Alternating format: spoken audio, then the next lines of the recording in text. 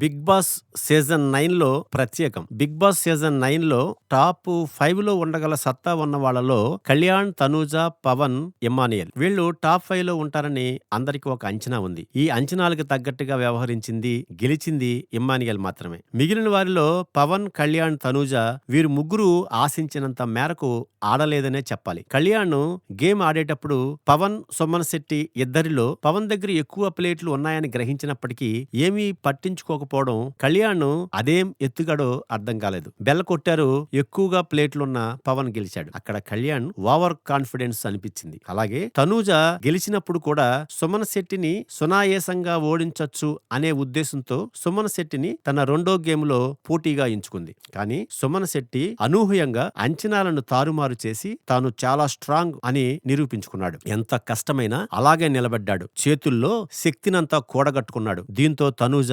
ఓడిపోయింది. ఇక్కడ తనూజ కూడా తన ఓవర్ కాన్ఫిడెన్స్ పని చేయలేదు. అలాగే పవన్ అవకాశం ఉండి రీతు వైపు తన గదిని పెంచుకోవడం వల్ల రీతుని తన పోటీకి దించుకోవడంతో తను ఈజీగా తర్వాతి గేమ్ లో గెలవచ్చు. కానీ అది మానేసి తన గదిని భరణి వైపు విస్తరించుకుంటూ వెళ్లి పోటీలో భరణిని ఎంచుకుంటాడు. నిజానికి పవన్ రీతును తనకు పోటీగా ఎంచుకున్నట్టయితే తను సులువుగా ఫస్ట్ ఫైనల్ కంటెస్టెంట్ గా నిలబడేవాడు. భరణిని తక్కువ అంచనా వేశాడు. దీంతో గేమ్ లో ఓడిపోయాడు. భరణి అద్భుతంగా ఆడాడు. అనుకోకుండా ఫస్ట్ ఫైనల్ కంటెస్టెంట్లుగా నిలబడ్డ వారిలో సుమన్ శెట్టి, భరణి వీళ్ళిద్దరూ చాలా కాన్ఫిడెంట్ గా ఆడారు. ముందు నుంచి వీళ్ళ ఆలోచన జాగ్రత్తగా ఆడాలి, మనం మనకన్నా వాళ్ళు బలవంతులు, మనం జాగ్రత్తగా ఆడి గెలవాలి అనుకుని వచ్చిన వాళ్ళు, అలాగే గెలిచిన వాళ్ళు కూడా. అందుకే ఎవరికి ఎక్కడ ఓవర్ కాన్ఫిడెన్స్ ఉండకూడదు.